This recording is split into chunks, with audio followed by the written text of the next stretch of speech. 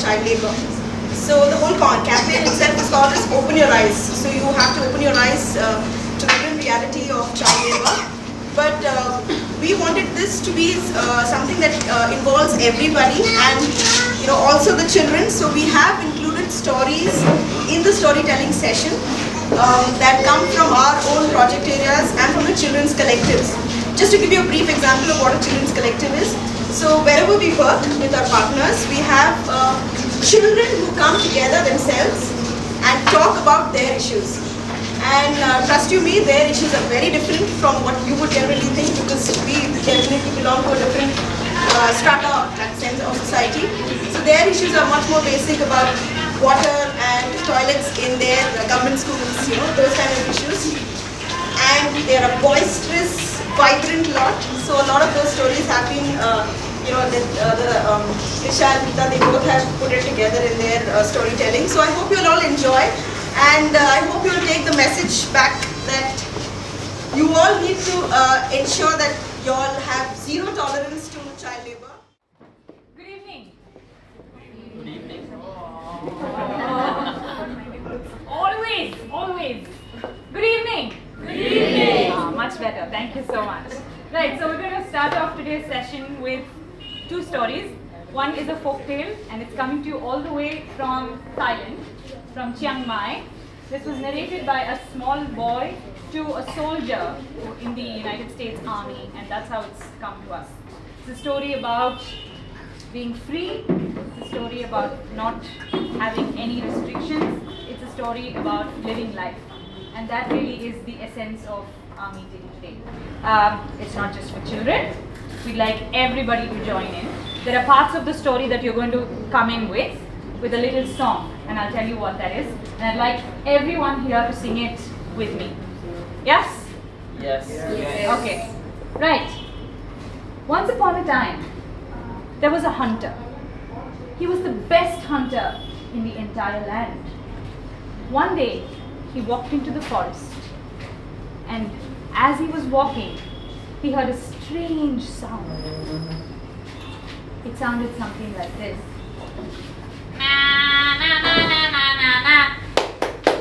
Can you do that? Everybody, how did it sound? It sounded like?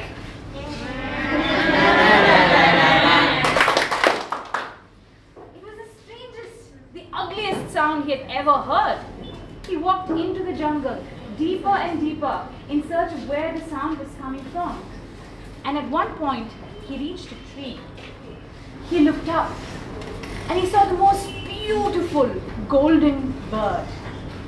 And that's where the sound was coming from. He looked at the bird and he said, "You're such a beautiful bird, you look so majestic. Why do you have such an ugly voice?" And at that point, the bird decided to mock him. And it sang again. And what did it sing? Doesn't sound ugly enough to me. You have to do it again. Okay? Let's be as ugly as we possibly can make it. Right. Right.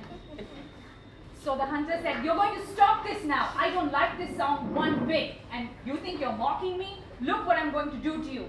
So he pulled out his arrow, strung it on the bow, and he fired a shot. And the bird deftly moved and mocked him again. It sang, This made the hunter really wild, and he pulled out another arrow. He strung it in his bow and he let it go. And again it missed, and the bird sang, Now the hunter was absolutely livid. He had to have his bird. He took out the third arrow, strung it in the bow, and let it go. This time, got the bird right in the heart, and the bird started falling. The hunter took his sack, got it in the sack, tied it up, threw it over his shoulder, and started his walk back home, very triumphant. And at that point, a few yards later, he heard from inside the bag the muffled sound of the bird. Now I want you to put your hand on your mouth and say, What? That can't be true. How can can this bird that I shot down produce a sound from inside my sack? So he ran home as fast as he could. He opened the sack. He put the bird out onto a huge big wooden block. He pulled out all the feathers and he chopped it into 100 pieces. And at that time, the bird was feeling really, really cold because all her feathers were taken away. And it said, brr, brr, brr, brr, brr, brr, brr. Do that again. How did it sound? This cannot be happening. He took all the 100 pieces of the bird and he put it in a big pot of boiling water. And after a while, from inside the pot, he heard glug, glug, glug, glug, glug, glug, glug. Right. This was it. He had to put an end to this bird one way or the other. So he took the whole pot, dragged it as much as he could into his garden.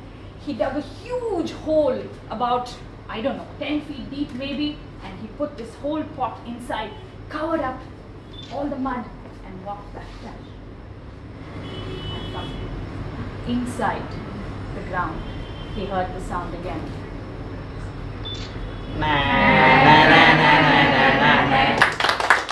He was reaching his saturation point. He went back to the place where he had buried the bird.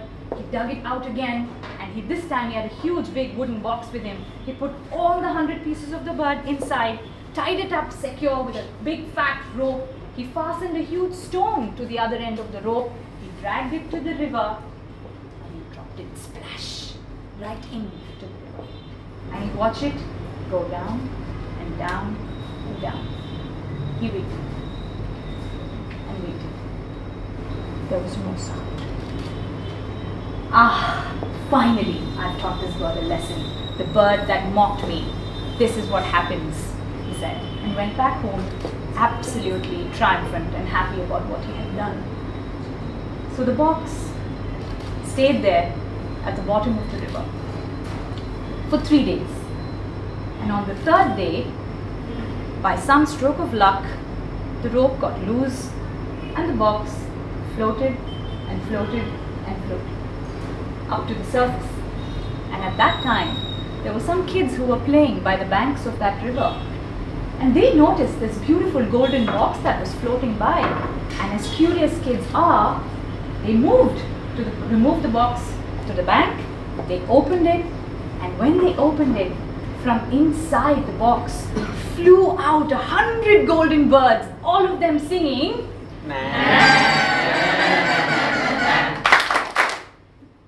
So, many years later, the same hunter walked into the same forest, and at this time he heard the same strange sound he had heard many years ago, and the memories came flooding back. And when he looked up that tree, the same tree that he stood in front of, on the branches he saw those 100 beautiful golden birds singing. And at that time he realized, ah, I know who you are. You are the freedom bird. How silly I was to try and silence freedom, for freedom can never be quietened. No matter how hard you try, freedom will always find a way. And that's the story.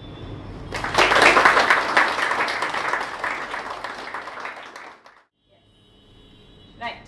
And on that note, I'm going to pass the baton on to my colleague, Nisha. Nisha is going to be presenting a story that is from the Children's Collective, a true story about Pandi. Hello everyone. Hi. So Deeptha just hi. This is the little girl who refused to tell me her name. So I've named her Riya. Hi Riya. Okay. So today I am here to tell you a story about little Pandi and his flower fields. Okay? Yeah?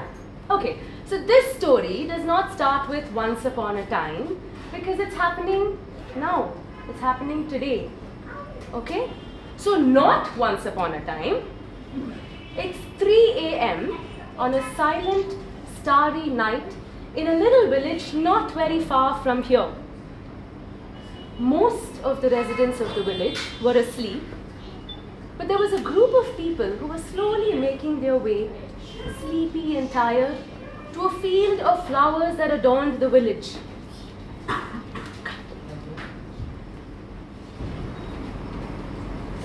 Now these people were actually flower pickers who worked for a big company in the big city.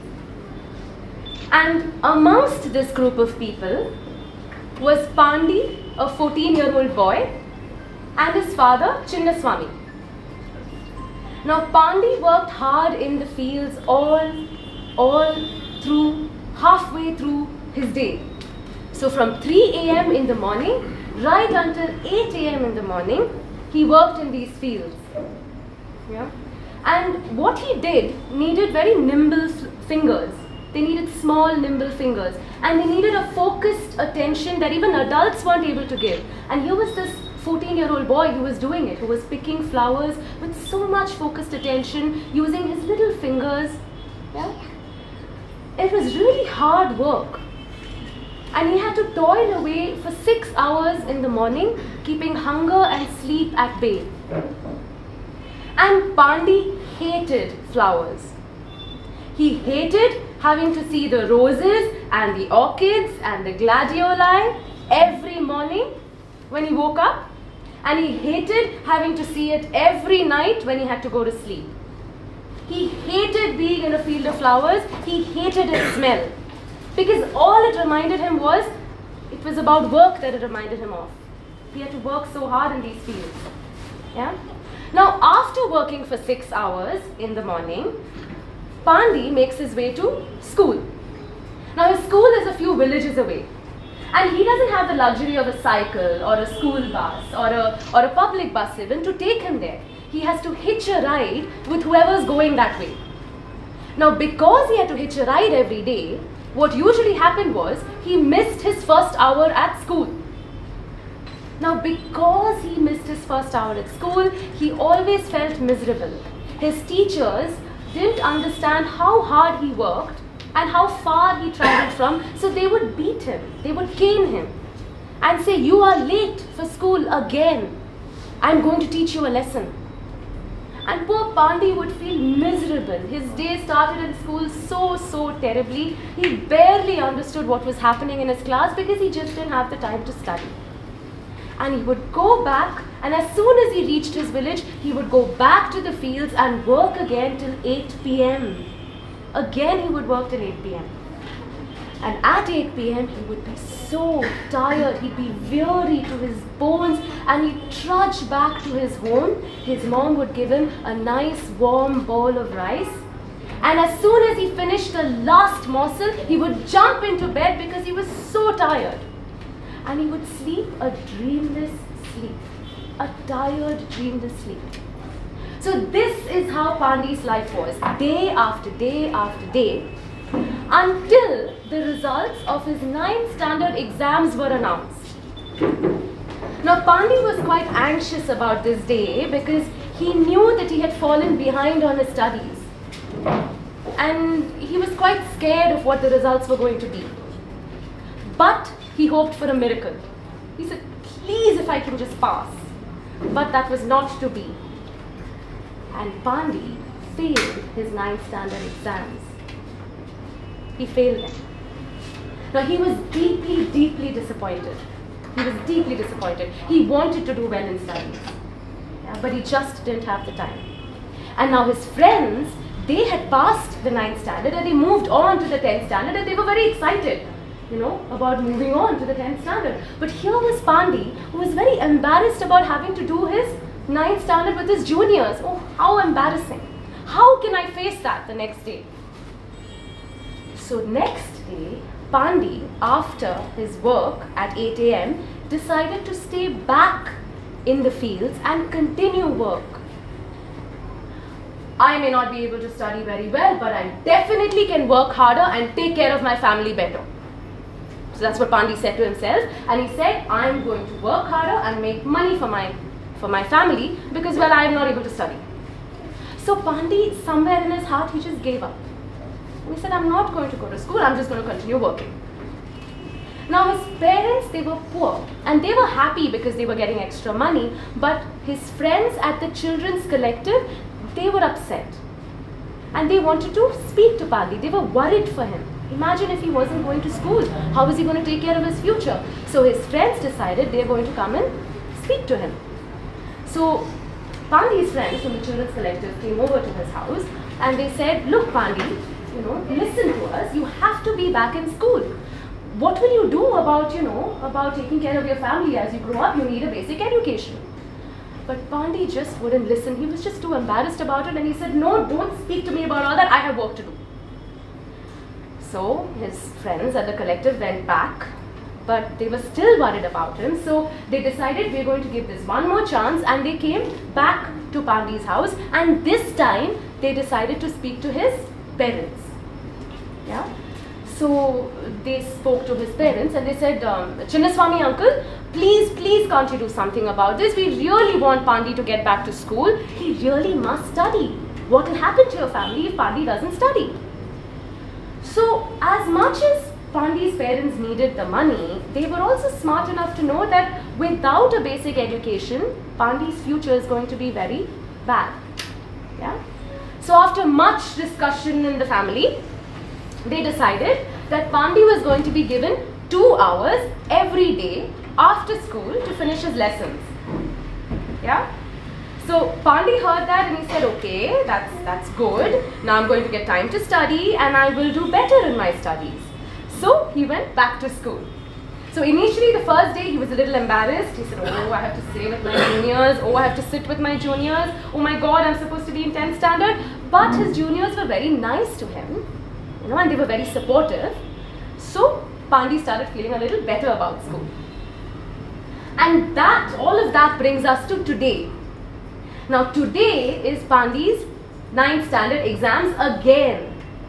So he's going to attempt his 9th standard exams again today, and this time he's very hopeful because he's been working very hard those 2 hours that he gets every day. Yeah? So he's quite hopeful for a good result. And today while he studies, next to him by his books, there's a freshly plucked bright yellow flower that sits right next to him. He sneaked it away from the fields because now he doesn't hate the flowers anymore. He enjoys the flowers. He likes how beautiful it is and he loves its fragrance. Yeah? So that's the story of Pandi and his flower fields.